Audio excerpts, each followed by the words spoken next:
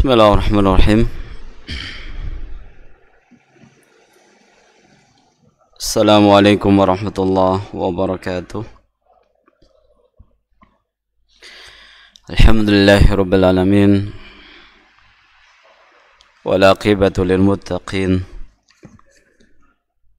Wala udwana illa 'alal zalimin.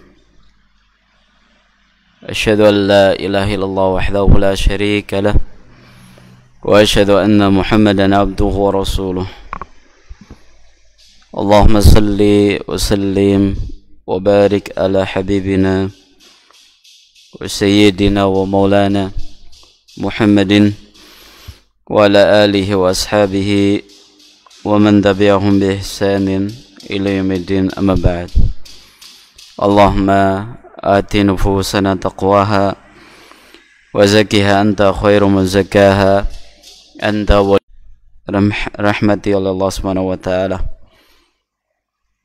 Alhamdulillah, pertama kita panjatkan puji syukur kepada Allah tabaraka wa ta'ala yang telah mengaruniakan berbagai macam kenikmatannya kepada kita semuanya. Di antara salah satunya adalah nikmat iman, nikmat kesempatan, dan juga nikmat ilmu yang akan kita pelajari. Dan kita bersyukur kepada Allah dikarenakan Allah SWT mengatakan wa asba'a alaikum ni'amahu dhahiratan wa batinah. Kita telah dikarunia nikmat Allah SWT dari semua sisi kehidupan, baik zahir maupun batin. Oleh karena itu kita bersyukur kepada Allah, yang mana Allah SWT mengatakan wa ma bikum min ni'matin fa minallah. Apapun nikmat yang kalian dapatkan, yang kalian rasakan, itu datangnya dari Allah. Nikmat rezeki, ya nikmat harta, nikmat keluarga, nikmat sehat, dan nikmat yang lainnya. Bahkan sampai pada posisi jabatan yang kita sekarang miliki, itu datangnya dari Allah SWT. Mungkin ada yang mengatakan, enggak Ustaz, itu karena usaha saya, itu kerja saya. Ya betul, itu kerja keras yang panjenengan lakukan selama ini sehingga sampai pada posisi jabatan yang sekarang didapat. Tapi ingat, di balik itu semuanya adalah atas kehendak Allah Subhanahu wa ta'ala. Dan ketika kita bersyukur kepada Allah, Allah Subhanahu wa ta'ala mengatakan wa may yashkur fa innama yashkuru nafsihi wa man kafara fa innallaha ghaniyyun hamid. Barang siapa bersyukur, hakikatnya dia bersyukur kepada diri sendiri. Maknanya kalau kita pandai-pandai bersyukur kepada Allah, keuntungannya murni untuk kita. Allah tidak butuh atas syukur kita. Allah tidak butuh dengan ucapan terima kasih kita. Kita bersyukur untuk diri kita sendiri. Keuntungannya. Wa man kafara fa innallaha ghaniyyun hamid. Kalau seandainya kita ya na'udzubillah menjadi orang yang kufur nikmat, maka Allah maha kaya. Allah tidak butuh, tidak dirugikan dengan kekufuran atas nikmat-nikmat yang Allah berikan kepada hambanya. Allah tidak dirugikan sama sekali. Bahkan keuntungannya Allah sebutkan dalam firman yang lain, la in syakartum la azidannakum. Masya Allah, jika kalian bersyukur maka akan kami tambah. Berarti ini cara agar kita bisa mempertahankan nikmat yang pertama, yang kedua menambah nikmat. Jadi kalau kita ingin nikmat yang sudah didapat itu tetap terjaga, tetap awet, langgeng, pandai-pandai bersyukur. Plusnya kita akan ditambah oleh Allah Subhanahu wa ta'ala. Makanya kalau kita ya sering-sering bersyukur kepada Allah, alhamdulillah kita telah mendapatkan istri yang solehah. Alhamdulillah, mudah-mudahan bisa nambah. Allahumma amin atau enggak? Oh, enggak ada yang mengamini, berarti ini tipe-tipe lelaki setia di sini. Baik, kita bersyukur kepada Allah atas karunia yang Allah karuniakan kepada kita semuanya, terutama majelis ilmu seperti sore hari ini. Di zaman fitnah seperti sekarang, seperti pernah kami sampaikan, ya, untuk bisa menangkal, untuk bisa ya bertahan, untuk bisa tetap eksis, ya survive di zaman fitnah seperti sekarang, ya solusinya adalah dengan berdekat kepada majelis ilmu, yang di situ kita akan belajar tentang konsep hidup, tentang aturan hidup. Karena sebebas apapun manusia dalam kehidupannya, maka dia akan sampai pada titik ya berhadapan dengan zat yang maha agung, kekuatan alam yang nggak bisa mungkin dia bisa lawan, ketika dia harus sakit, ketika dia harus mendapatkan musibah, ketika dia harus mendapatkan problematika hidup. Maka solusinya adalah kembali kepada aturan hidup Allah Subhanahu wa taala. Yang kedua, ya salawat iring salam hormat kita haturkan kepada baginda Nabi Agung Muhammad sallallahu alaihi wasallam, kepada keluarga beliau, para sahabatnya dan umatnya hingga hari akhir nanti. Hadirin dirahmati Allah Subhanahu wa taala, tema yang akan kita pelajari pada kesempatan malam hari ini adalah setinggi akhlak nabiku. Kita awali dari firman Allah Subhanahu wa taala dalam surat Al-Baqarah ayat 256. Di dalam surat Al-Baqarah ayat 256, Allah Subhanahu wa taala berfirman, "La ikraha fid din. Qad tabayyana rusydu minal ghayy." La ikraha fid din. Qad tabayyana rusydu minal ghayy. Ayat ini tentunya tidak asing telinga kita. Ini ayat familiar di telinga kita, yang terjemahnya kurang lebih la ikraha fid din, tidak ada paksaan dalam agama. Tidak ada paksaan dalam agama. Qad tabayyana rusydu minal ghayy. Telah jelas mana jalan kebenaran dan mana jalan kebatilan. Jadi dibedakan Allah Subhanahu wa taala mana kebaikan, mana keburukan. Ketika kita melihat kepada penjelasan para ulama tafsir dari ayat ini, maka yang boleh kita todong lewat todong pakai senjata masuk Islam enggak boleh. La ikraha fid din. Tidak ada paksaan dalam agama. Kata para ulama, wala taqrahu ahadan ala dukhuli fi dinil Islam. Ini makna yang mutabadir. Tidak boleh kita memaksa orang siapapun dia untuk masuk ke dalam agama Islam. Tidak boleh. Ya, fa innahu baina wadhihin jali dalailihi wa bara'inihi la yahtaju ila an yaqraha ahadun ala dukhuli fih. Ini makna yang kedua yang sering kali ya jarang kita dapatkan. Jadi kata para ulama, kenapa enggak ada paksaan bagi siapapun untuk masuk ke dalam agama Islam? Kata para ulama, karena Islam adalah agama yang indah. Apa? Karena Islam agama yang indah. Dan sesuatu yang indah, orang itu enggak perlu dipaksa untuk masuk ke dalamnya. Saya beri sebuah analogi. Ya, kita sepakat suka dengan yang namanya bunga, taman, kayak gitu ya. Umpamanya ada taman, ya, lebar, besar, diisi dengan bunga yang penuh warna-warni, kemudian hawanya sejuk, indah, taman, pokoknya Masya Allah, ini taman indah sekali. Ini taman indah sekali. Kira-kira orang itu perlu dipaksa masuk ke taman itu atau tidak? Perlu dipaksa masuk atau tidak? Antum jangan bayangkan tiketnya mahal, Ustaz. Bukan, ini gratis. Ini free. Kira-kira kalau ada taman yang penuh dengan bunga warna-warni, kemudian taman yang indah, ya, perlu orang dipaksa masuk atau tidak? Kira-kira perlu atau tidak? Ayo masuk ke sana. Enggak perlu. Orang akan masuk dengan sendirinya. Dia akan sukarela. Dia akan bahkan mencari. Ya, seperti sebagian orang untuk menghilangkan penat hidup, ya, yang dicari adalah ya taman, destinasi yang bisa menghilangkan penatnya hidup.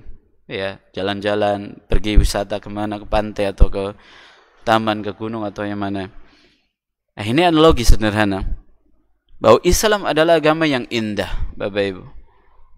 Karena keindahannya tersebut nggak perlu orang itu dipaksa masuk. Ayo masuk ke dalam agama Islam, nggak perlu. Karena agama Islam sudah penuh dengan keindahan. Di ajarannya, di aturannya, di konsep hidupnya, di hukumnya, semuanya dipenuhi dengan keindahan. Dipenuhi dengan keindahan. Dan salah satu bentuk keindahan yang ada dalam agama Islam ada pada ajaran akhlak yang baik, akhlak yang mulia. Makanya kata para ulama, seorang muslim ketika dia bisa menjabarkan, mengaktualisasikan Islam yang sesungguhnya dalam kehidupan, semua orang akan cinta kepadanya. Semua orang akan respect kepadanya. Semua orang akan bertanya tentang agama yang dia anut. Dan banyak kisah seperti dikisahkan di seorang ulama yang dia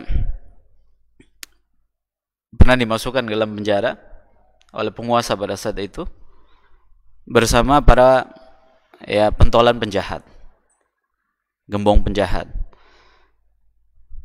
Kemudian ulama tersebut mengisi hari-harinya dengan ibadah, dengan sholat, dengan baca Quran, dengan zikir, Kemudian pada suatu hari ada seorang Yahudi yang masuk dalam penjara tersebut, ingin masuk Islam. Tanya sama teman-temannya, kira-kira kalau saya masuk Islam kepada siapa? Saya akan bertanya. Maka temannya bilang kepada syekh itu. Karena orang yang seperti itu nggak akan mungkin masuk ke dalam penjara gara-gara tindak kriminal. Pasti karena masalah lain. Al-maksud dari kisah ini, orang itu akan tertarik dengan keindahan, budi pekerti, dengan akhlak yang baik, dengan etika yang baik. Ini ketika dia mampu mengaktualisasikan Islam dalam makna yang sebenarnya. Karena apa? La ikraha fid din. Agama Islam adalah agama yang indah. Gak perlu orang itu dipaksa untuk masuk. Cuma masalahnya kita hidup di zaman yang Masya Allah, ada muslim gak bayar hutang, ada muslim wataknya keras, ada muslim yang lebih mengedepankan ego, ada muslim yang ngotot. Kalau berbeda pendapat dia ngotot, memaksakan pendapatnya.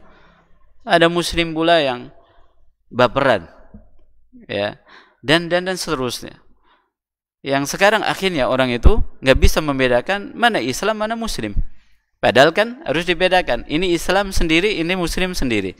Islam adalah agama Allah yang sempurna, yang sangat komprehensif, yang sangat indah. Kemudian Muslim ini beda lagi. Muslim adalah sosok yang menisbatkan diri kepada agama Islam, yang tentunya di situ ada kekurangan ini, kekurangan itu. Nah, makanya tema pada kesempatan malam hari ini kita akan melihat bagaimana sosok akhlaknya Nabi SAW, agar kita bisa melihat Islam yang sesungguhnya, dan harapannya kita bisa meneladani menjadi sosok-sosok indah dalam kehidupan kita, yang tidak menjadikan orang lari dari agama. Ada sebagian orang ketika dia beragama membikin orang lari dari agama Islam. Kayak seperti ungkapan sebagian orang, saya kalau ikut pengajian Ustadz bingung.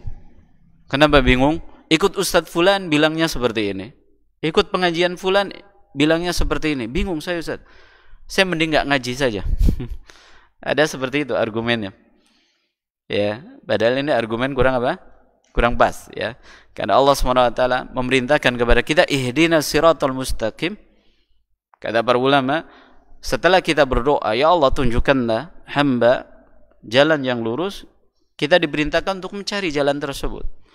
Makanya Allah jelaskan di ayat selanjutnya, apa? Siratal ladzina an'amta alaihim. Itu yang harus kita cari. Artinya harus ada usaha maksimal yang kita lakukan untuk mencari siratal mustaqim tersebut, jalan yang benar tersebut. Sekalipun seperti sekarang zamannya, ini ada kelompok pengajian, ini ada ormas ini, ada ormas B, ormas A, kelompok pengajian A, B, C, bikin saya bingung, Ustaz. Bikin saya bingung, mana yang harus saya ikuti? Masing-masing bilang berada dalam kebenaran. Maka kita, sekali lagi Bapak Ibu, nggak boleh menyerah. Dengan kondisi memang yang keadaannya seperti sekarang. Allah SWT mengatakan, وَالَّذِينَ جَاهَدُوا فِينَا لَنَهْدِيَنَّهُمْ سُبُلَنَا. Orang-orang yang bersungguh-sungguh, dia mengeluarkan semua daya dan upayanya untuk mencari kebenaran. Ini berarti menunjukkan bahwa kita wajib hukumnya untuk mencari kebenaran tersebut. Kalau kita ingin sampai kepada Allah SWT, nggak boleh kita lepas tangan, nggak boleh kita putus asa, nggak boleh kita mengatakan, aduh saya bingung Ustaz, mending saya apa? Udah, saya netral aja. Nggak bisa. Harus cari. Ya, walladzina jahadu fina, baru Allah katakan lanahdiyannahum subulana. Pasti kata Allah, kami akan beri dia jalan kebenaran tersebut. Pasti kata Allah. Sekarang kalau bicara tentang masalah kebenaran, dari mana standarnya? Al-haqqu ja'a min rabbika, kata Allah. Kebenaran itu datang dari siapa? Allah SWT. Artinya agama Islam ini bukan milik perorangan. Agama Islam ini bukan milik ormas, bukan milik kelompok, bukan milik golongan tertentu, warna kulit tertentu, bangsa tertentu, bukan. Agama Islam ini milik siapa? Ad-dinu lillah. Agamanya Allah SWT. Berarti kebenaran yang absolut itu kebenaran dari Allah SWT. Sudah, itu kaidahnya. Artinya kebenaran absolut kayak seperti saya analogikan ketika ada sebuah pertanyaan 1 tambah 1 sama dengan berapa? Sama dengan 2. Siapapun yang mengatakan 1 tambah 1 sama dengan 2, dia benar. Kita tanya, umpamanya ya seorang pekerja, Mas, seperti itu cara kita mencari kebenaran. Seperti itu kita cara mencari kebenaran. Apa yang ada dalam tuntunan Al-Quran, apa yang ada dalam tuntunan Nabi SAW dan hadis beliau, itu yang kita ikuti. Kemudian Bapak Ibu yang rahmat ta'ala, kembali kepada keindahan Islam yang ada pada akhlaknya. Bahkan sampai Nabi SAW mengatakan, bu'istu liutammima makarimal akhlak. Aku diutus sallallahu alaihi wasallam dalam rangka untuk menyempurnakan ya akhlak umat manusia. Apakah pertanyaannya, apakah di masa jahiliyah akhlak mereka itu semuanya bejat? Tidak. Orang jahiliyah bahkan sampai, atau orang jahiliyah, orang Arab ya pada umumnya sampai detik ini dikenal dengan karam. Apa itu karam? Ya, sifat dermawan. Sifat dermawan. Bapak Ibu masih bisa merasakan ketika musim haji seperti ini. Ketika di musim haji seperti ini, masyarakat Saudi yang kaya raya itu berlomba-lomba bagaimana menjamu jamaah haji, terutama di Arafah, di Mina. Mungkin yang pernah haji bisa ya mengatakan, iya, saya pernah merasakan, Ustaz. Jadi perusahaan susu, mereka akan membagikan berapa kontainer ya susu cuma-cuma untuk para jamaah haji. Ya, ada buahnya. Yang perusahaan sirup juga seperti itu, es krim juga seperti itu, yang makanan juga seperti itu. Mereka berlomba untuk apa? Menjamu jamaah haji. Makanya kalau haji itu bisa cari makan saja juga bisa. Enggak doa tapi sibuk ingin nyobain nasi kebuli, ingin nyobain ini, nyobain itu bisa. Ya, tapi maksudnya di sini adalah mereka memiliki sifat baik. Tapi kenapa Nabi SAW katakan, aku diutus oleh Allah SWT untuk menyempurnakan akhlak umat manusia? Ya karena mereka berada dalam akidah yang rusak, keyakinan yang keliru. Ini dia. Ya, jadi keyakinan yang keliru, pemahaman yang menyimpang, ketika sudah ada akhlak yang baik itu tidak bermanfaat. Tidak bermanfaat. Beda ketika dipadukan ini keyakinannya benar, kemudian akhlaknya mulia, itu Masya Allah, jos pokoknya. Kayak seperti ini saya gambarkan. Orang kalau beriman bahwa harta yang dia infakkan itu tidak akan berkurang, bahkan akan semakin berkah, dan nanti pahalanya akan dilipat gandakan oleh Allah, maka dia nggak akan sayang untuk berinfak. Itu contoh sederhana. Kenapa? Yakin dengan janji Allah kalau harta yang dia infakkan itu apa? Pasti akan berkembang, akan berkah. Ya. Tapi ketika orang nggak beriman kepada Allah, dia akan bakhil, dia akan sayang mengeluarkan apa? Hartanya. Kayak seperti sebentar lagi musim kurban ini. Ya, sebetulnya dia kalau mau berkurban 5 ekor sapi bisa. Tapi mending beli areng sama tusuk satenya. Barangkali apa? Nanti dapat dagingnya. Subhanallah, ada orang-orang yang seperti itu. Al-maksud di sini ya ikhwah dan akhwat sekalian, Bapak Ibu rahmatullah, kita lihat Allah Subhanahu wa taala mengatakan kepada Nabi kita sallallahu alaihi wasallam, wa innaka la'ala khuluqin azim. Wa innaka la'ala khuluqin azim. Dalam surat apa? Al-Qalam ayat yang keempat. Allah memuji Nabi kita sallallahu alaihi wasallam di atas akhlak yang mulia. Wa innaka, dan sesungguhnya engkau wahai Muhammad, la'ala khuluqin azim, betul-betul berada di atas akhlak yang mulia, akhlak yang agung. Ini yang perlu kita apa? Tiru dari pribadi Nabi sallallahu alaihi wasallam. Kata para ulama ahli tafsir, ai innaka ala tabain karim. Maknanya di atas akhlak yang agung adalah di atas karakter yang tinggi, ya, dipersaksikan oleh Allah bahwa Nabi kita sallallahu alaihi wasallam memiliki akhlak yang mulia. Contoh, ya, ketika beliau ya di awal-awal dakwah, ketika sudah mengajak kepada masyarakatnya di Mekah, ternyata tidak ada yang respon, maka beliau ya berinisiatif barangkali di beda daerah diterima. Maka beliau ke Taif, 75 kilo perjalanan kaki. Beliau jalan ke sana menyampaikan risalah. Tapi ternyata ya ekspektasinya apa? Jauh berbeda.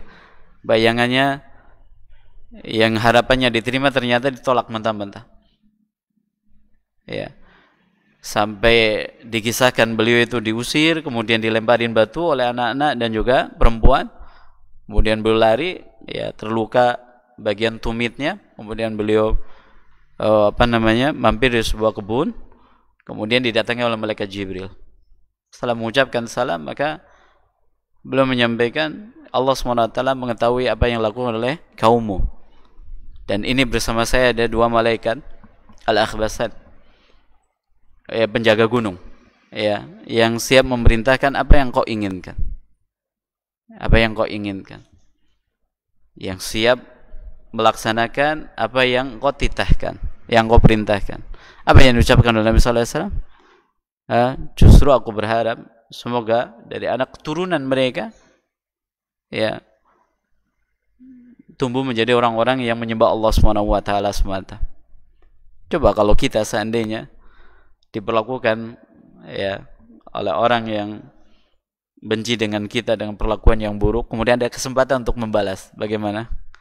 Mungkin kita balasnya bukan balas saja, tapi dendam. Ya, balasnya itu Nabi sallallahu alaihi wasallam. Dan ini yang perlu kita tumbuhkan di zaman kita sekarang. Ya, mungkin ada teman yang pernah, ya, menyinggung perasaan kita, bahkan mungkin jelas-jelas dia salah, menyakiti kita dan seterusnya. Kemudian ada kesempatan untuk membalas. Karena posisinya sekarang apa? Berbalik. Dulu yang dia di atas, sekarang dia di bawah kita. Ya, maka mari kita apa? Tumbuhkan sifat pemaaf. Makanya Nabi sallallahu alaihi wasallam mengatakan, adabani rabbi ta'diban hasanan. Allah SWT telah mengajariku dengan sebuah ajaran akhlak yang sangat agung. Ketika Allah SWT berfirman, ya, di dalam firman-Nya, khudhil afwa wa'mur bil 'urfi wa'arid 'anil jahilin. Ada 3 perintah dari akhlak yang baik. Yang mana Nabi SAW mengatakan, adabani rabbi ta'diban hasanan. Allah telah mengajariku sebuah adab, ya, sebuah etika yang sangat tinggi.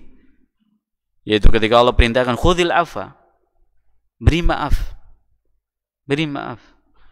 Yang namanya memberi maaf ini dari sosok bawah ke atas atau atas ke bawah? Artinya dari orang yang mampu untuk membalas atau dari orang yang tidak mampu untuk membalas? Memberi maaf itu yang mana? Yang mampu membalas atau yang tidak mampu membalas? Dari yang mampu membalas. Umumnya pegawai kita, dia buat kesalahan. Umumnya cuci piring atau umumnya dia nyetrika baju yang harganya 5 juta, ternyata bolong. Rasanya kepriwe? Ya, dipecat ya, atau bukan dimaki-maki, dimarahin. Ini berarti mampu kita melampiaskan emosi kita kepada pegawai kita. Ini pegawai kita. Ini saya gaji ini. Dia berbuat kesalahan. Tapi yang namanya pemaaf, dia akan maafkan. Dia akan maafkan. Ini namanya pemaaf. Dari atas ke bawah. Dari orang yang mampu untuk membalas, kemudian dia tidak lampiaskan. Beda kalau dari bawah ke atas. Umpamanya ada orang lemah, dizolimi sama orang, nggak mungkin dia bilang memaafkan. Nggak mungkin dia bilang memaafkan. Kenapa? Dia posisinya di bawah, tertekan. Ya, tertekan. Ini pemaaf. Makanya disebutkan dalam sebuah hadis, orang yang bisa ya mengendalikan emosinya, orang yang mampu mengendalikan emosinya, padahal dia mampu untuk melampiaskan, maka kelak pada hari kiamat ya akan dipanggil oleh Allah SWT di hadapan semua makhluk, lalu dipersilakan untuk memilih bidadari mana yang dia inginkan. Insyaallah. Yang lebih utama lagi disebutkan Allah SWT dalam firman-Nya, wallahu yuhibbul muhsinin. Gimana? Dalam sebuah ayatnya, wal afina 'anil nas wal kadhimin al ghaidh wal afina 'anil nas wallahu yuhibbul muhsinin. Orang yang mampu mengendalikan emosinya, kemudian dia memaafkan atas kesalahan orang, Allah cinta kepada orang-orang yang demikian. Berarti Masya Allah pahalanya luar biasa. Dan hal yang seperti ini Bapak Ibu, ya bukan hanya sekedar kita simak, kita dengar, kita pelajari, tidak. Tapi perlu kita latih dalam kehidupan. Karena Nabi SAW mengatakan, al-ilmu bita'allum wal-hilmu bitahallum. Ilmu itu dipelajari dan sikap bijak itu perlu dilatih. Kata para ulama, ini maknanya segala sesuatu itu butuh proses, mumarasah, dilatih. Jadi kalau kita ingin menjadi pemaaf, kita latih. Kalau kita ingin menjadi penyabar, kita latih. Kalau kita ingin menjadi seorang yang dermawan, kita latih. Kalau kita ingin menjadi orang yang bijak, kita latih. Seperti itu, tinggi akhlak nabiku. Perlu dilatih. Kalau kita mengaku sebagai pengikut Nabi SAW, kita berlatih, Bapak Ibu. Kita berlatih. Suami banyak memaafkan istri, ya, istri banyak ghaful.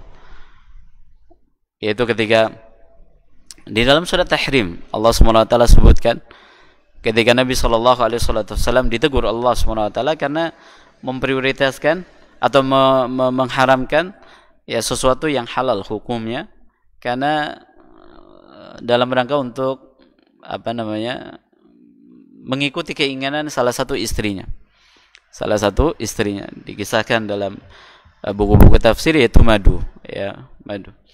Di situ Allah SWT mengatakan, arafa ba'dahu wa arada an ba'd. Arafa ba'dahu wa arada an ba'd. Artinya Nabi SAW tahu ini kekeliruannya dan beliau berpaling.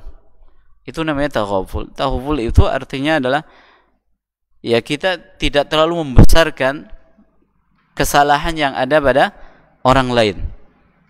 Tidak terlalu membesarkan masalah yang ada pada orang lain. Kita anggap nggak ada masalah. Padahal mungkin di grup lagi ada masalah, mungkin di grup habis berdebat, lagi berantem. Maka ketika ketemu secara online, secara offline, ya biasa, taghaful. Seakan-akan yang di grup itu nggak dibawa ke offline. Itu taghaful. Dan sikap yang seperti ini sekarang kayaknya jarang sekali. Karena terkadang masalah di online dibawa ke offline. Masalah di grup dibawa ke dunia nyata. Taghaful. Artinya kita anggap ya nggak ada masalah, nggak apa-apa. Ini hanya sekedar diskusi ringan, mungkin tadi panas-panasan, sudah ketemu biasa, sholat berjamaah bareng, tidak satu mojok di kanan, satu mojok di kiri. Ketika keluar pun nunggu dulu, dia pergi dulu. Ketika parkir motor, ini motornya dia, saya parkirnya di ujung mana. Kita ikut bagaimana Nabi Shallallahu Alaihi Wasallam mengajarkan kepada kita menjadi seorang pemaaf, menjadi seorang pemaaf. Kemudian yang kedua, wa'mur bil urf, ajak orang untuk melakukan kebaikan, ajak orang untuk melakukan kebaikan. Masalah dia menerima atau tidak itu bukan kewenangan kita. Jadi Allah perintahkan wa'mur bil urf, ajak orang untuk melakukan kebaikan. Ayo sholat, ayo ngaji, ayo baca Quran, ya, ayo ikut kegiatan baik ini, ayo, udah ajak, share, infokan, ya. Masalah orang tadi mengkritisi, masalah orang tadi menerima atau tidak, itu bukan tanggung jawab kita. Itu sudah urusan si fulannya dengan Allah Subhanahu wa taala. Sudah.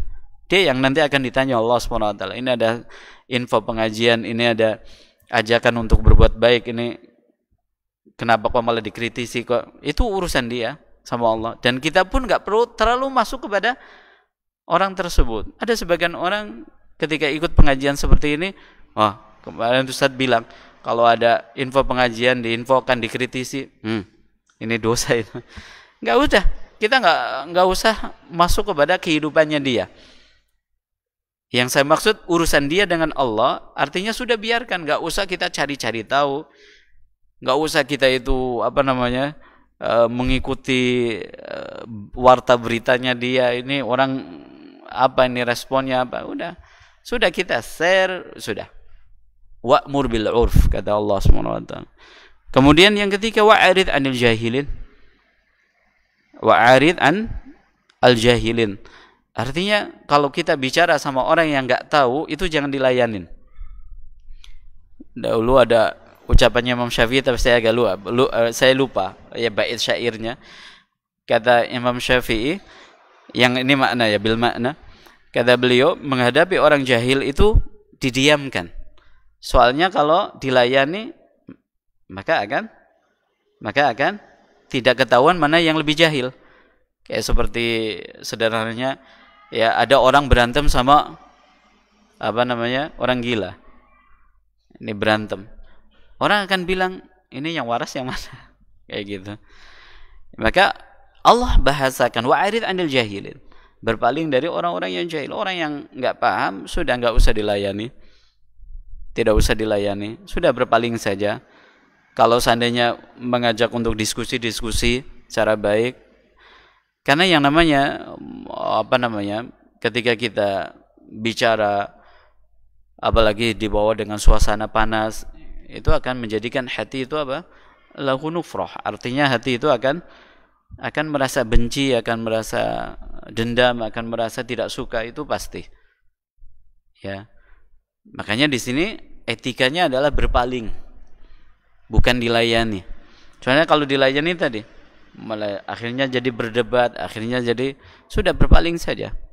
Berpaling sudah. Assalamualaikum sudah. Selesai. Tapi kalau di situ nanti dia terus ini, akhirnya menjadi menjadi emosi. Bapak Ibu rahmatullah, ini akhlak Nabi sallallahu alaihi wasallam yang patut kita tiru. Bahkan yang sekarang kita butuhkan dalam kehidupan. Pemaaf. Kemudian ajak orang melakukan kebaikan, ajak orang untuk melakukan kebaikan, kemudian berpaling. Ini orang nggak tahu. Orang kalau nggak tahu ya sudah, nggak usah dipermasalahkan. Lah ini orang nggak tahu. Kayak umpamanya ada tetangga kita yang dia nggak tahu kalau hukum sholat berjamaah di masjid itu hukumnya wajib. Karena dia berpikirannya sholat, yang penting sholat, di rumah juga bisa. Ini orang nggak tahu. Ya udah, kenapa kita permasalahkan? Ya, kalau seandainya kita ingin mengingatkan, ya mungkin sampaikan dengan cara yang bijak, tunggu waktu yang tepat, dengan bahasa yang santun, seperti itu. Ini adab yang diajarkan oleh Allah SWT kepada Nabi SAW. Kemudian ada kisah-kisah yang menarik yang bisa kita gali dari kisahnya Nabi sallallahu alaihi wasallam, yaitu persaksian yang diberikan oleh musuh beliau. Ini berarti sudah levelnya tinggi sekali. Jadi kalau ada orang diakui kebaikannya oleh orang yang memusuhinya, ini berarti orang sudah apa? Sudah luar biasa. Sudah luar biasa akhlaknya. Yang pertama adalah Abu Sufyan sebelum masuk Islam. Sebelum masuk Islam. Dalam kisah yang makhruf, yaitu ketika beliau itu bersama rombongan dagangnya, ya, disuruh untuk menghadap kepada Kaisar Heraklius, ya. Kemudian ditanya, ditanya,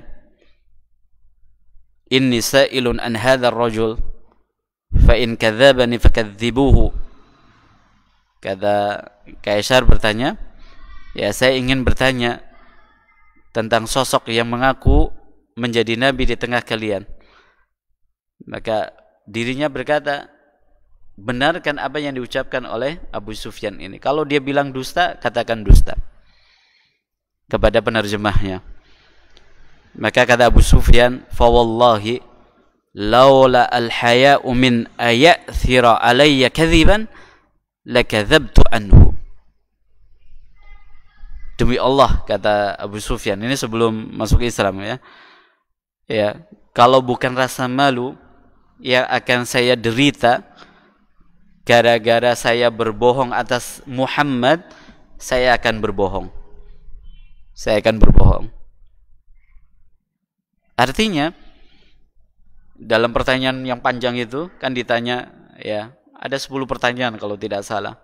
Ya, sebelumnya ada enggak orang yang mengaku nabi sebelum dia, kemudian bapaknya apakah seorang raja, kemudian pengikutnya siapa, kemudian apa yang diajarkan, dan seterusnya. Apakah ada perjanjian di antara kalian, ya, dia berdosa atau tidak, kayak gitu. Kata Abu Sufyan, kalau saya tidak malu atau tidak menanggung rasa malu karena dituduh pendusta oleh kaumku, saya akan berdosa atas Nabi Muhammad SAW, atas ajaran yang dibawanya. Ini menunjukkan bagaimana musuh beliau mengakui kebenaran Nabi SAW. Ya. Kemudian ucapannya Abu Jahal yang ditanya oleh Miswar ibn Makhramah, ini keponakannya. Dia bertanya tentang Nabi SAW, ya khali, hal kuntum tattahimuna Muhammadan bil kadhib? Ya qabla ayaqula maqal. Wahai pamanku, bagaimana menurut Anda tentang Muhammad? Sebelum dia mengaku sebagai nabi. Bagaimana? Yang kalian lihat itu bagaimana? Kata Abu Jahal, ya ibna ukhti, wallahi laqad kana Muhammadun fina wa huwa syabun yud'a bil amin. Wahai anak, ya, saudariku, Muhammad ini di tengah kami adalah sosok yang digelari dengan al-amin. Apa al-amin? Orang yang amanah, menjaga amanah. Ini sifat karakter baik yang dimiliki oleh Nabi sebelum beliau diangkat menjadi seorang Nabi. Amin. Yang mana, ya, karena saking amanahnya, kalau ada orang mau safar, maka dia titip barangnya kepada Nabi kita alaihi salatu wassalam. Ini emasnya, ini uangnya, ini barangnya, itu dititipkan kepada Nabi sallallahu alaihi wasallam. Karena beliau sosok yang amanah, ya, enggak akan dipakai, enggak akan rusak dan seterusnya. Amin. Tapi anehnya ketika beliau mengaku menjadi seorang nabi, kan dituduh pendusta, dituduh orang gila, penyihir, kayak gitu, ya, tukang syair. Anehnya mereka kalau ingin menitipkan barang lalu ditanya kepada siapa kami menitipkan barang, mereka tetap mengatakan kepada Muhammad. Ajib atau tidak? Jadi beliau atau mereka masyarakat Quraisy kan tidak mau mengakui Nabi menjadi seorang nabi. Dituduh bahkan pendusta, tukang sihir, kemudian penyair. Tapi mereka kalau ingin menitipkan barang, kalau mau safar atau pergi atau mana, mereka bertanya kepada siapa kami menitipkan barang, mereka bilang kepada Muhammad. Aneh atau tidak ini? Subhanallah. Ini akhlak Nabi sallallahu alaihi wasallam. Ini yang perlu kita hidupkan sekarang ya, kita hidup Masya Allah. Ya terkadang kita itu diamanahi oleh umat, ya mungkin ada dana umat, atau mungkin kita diamanahi oleh keluarga, atau mungkin oleh saudara untuk beli sesuatu, atau mungkin ya amanah yang lainnya. Terkadang kita itu kurang amanah, kadang dipangkas, ya kadang diskonnya kita ambil, kadang apa lagi, kalau barang kadang barangnya kita pakai kayak gitu ya. Ini kurang amanah. Pada Allah Subhanahu wa taala mengatakan ya ayyuhalladzina amanu, ya bukan ya ayyuhalladzina amanu, mana ayatnya? Addul amanat, gimana ayatnya? Ya Allah Subhanahu wa taala perintahkan kepada kita untuk menunaikan amanah. Maka di antara karakter baik yang perlu kita tiru dari Nabi adalah menjadi sosok yang amin, jadi sosok yang amanah. Kita latih. Kita adzan dulu tuh. Oh yes, katanya adzan dulu, kita lanjut sebentar.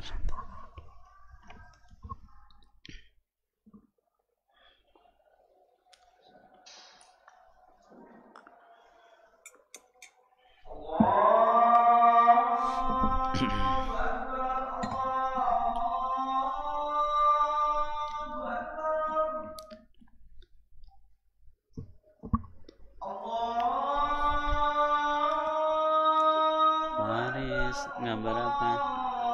Turun bawah. Kamu kenapa ikut?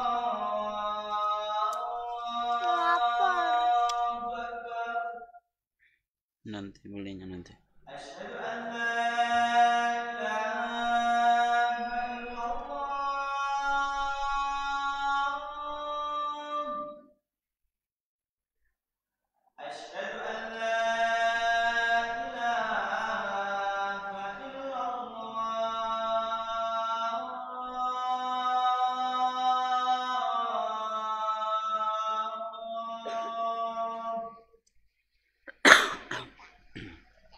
Sana, masih ada pengajian lagi.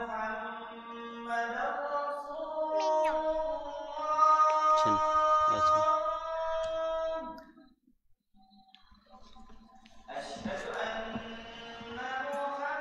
Duduk.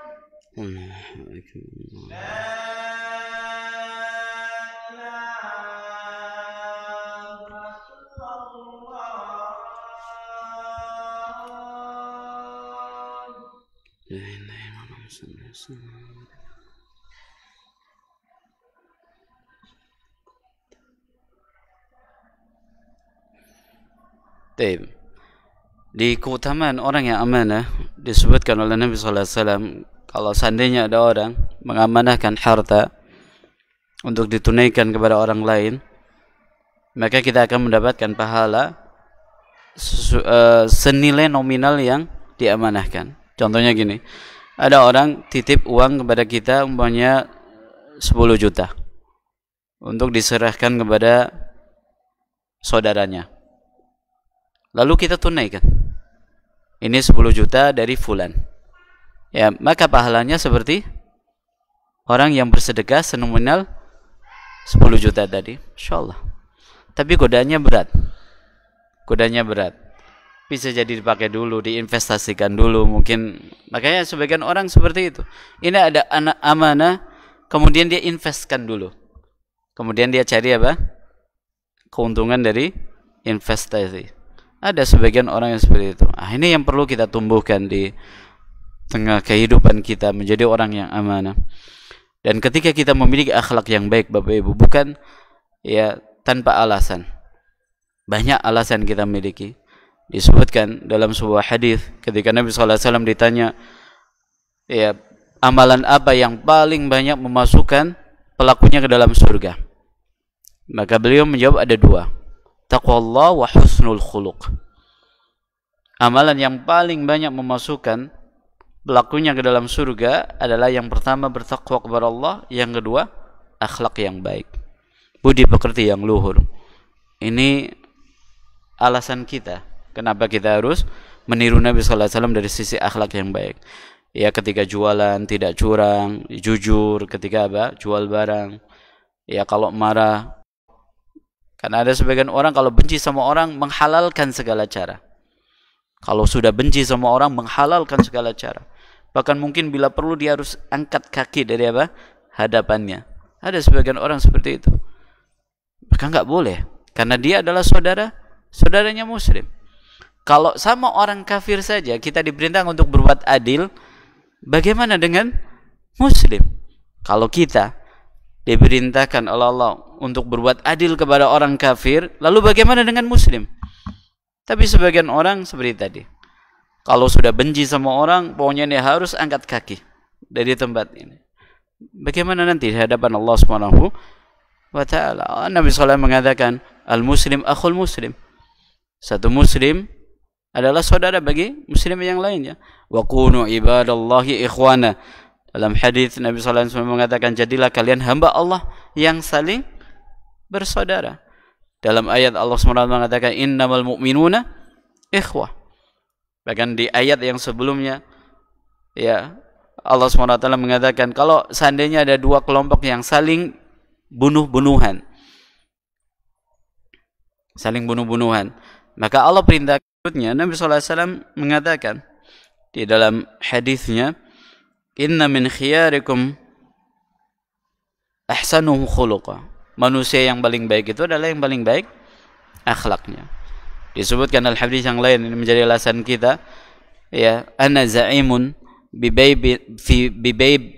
baitin fi a'lal jannah liman hasuna khuluquhu. Aku jamin dengan istana di surga yang tinggi bagi orang yang mau memperbaiki akhlaknya. Anna za'imun bi baitin fi a'lal jannah liman hasuna khuluquhu. Bagi siapa? Orang yang mau memperbaiki akhlaknya. Maka mari Bapak Ibu, setinggi akhlak Nabi SAW kita contoh, kita tiru.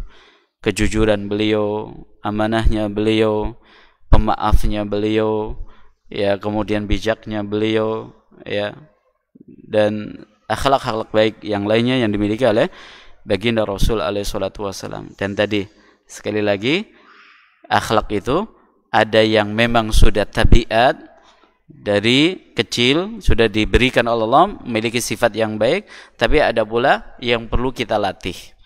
Ada istilah jibili dan ada iktisabi. Jibili berarti sudah panjenengan memiliki akhlak yang baik, dermawan, yang enggak pernah dusta, jujur, enggak pernah bohong. Dari kecil memang dilatih oleh orang tuanya seperti itu. Tapi ada pula yang dari kecil dilatih untuk bohong. Ya, ketika bapaknya ditagih utang, bapaknya bilang sama anaknya, bilang lagi pergi, padahal dia lagi tidur. Ini berarti kan melatih anaknya untuk bohong. Dari kecil dia latih seperti itu, sehingga ketika besar dia jadi pembohong. Sekarang tahu bagaimana bohong itu haram, maka dia latih. Semakin besar usaha yang dia lakukan, semakin besar pahalanya. Proses yang dilakukan oleh seorang untuk menjadi baik itu ada nilai ganjarannya sendiri dari Allah Subhanahu wa ta'ala. Maka mari, tantangan yang kita hadapi, godaan, bisikan dari setan, dari teman, dari keluarga yang kadang membawa kita kembali kepada perbuatan yang tidak baik, itu ada nilainya sendiri lagi. Ya, wallahu taala alam bisawab. Ini yang bisa kami sampaikan. Mudah-mudahan Allah beri taufik kepada kita semuanya untuk bisa memiliki akhlak yang baik. Allahumma ahsin ya khuluqana kama ahsanta ya khalqana. Ya, kita mohon kepada Allah Subhanahu wa taala untuk memperbaiki akhlak kita sebagaimana Allah telah menciptakan kita dalam keadaan yang sempurna. Allahumma amin. Barakallahu fikum. Kita cukupkan dengan baca doa kafaratul majlis. Subhanakallahumma wa bihamdika asyhadu an la ilaha illa anta astaghfiruka wa atubu ilaik. Assalamualaikum warahmatullahi wabarakatuh.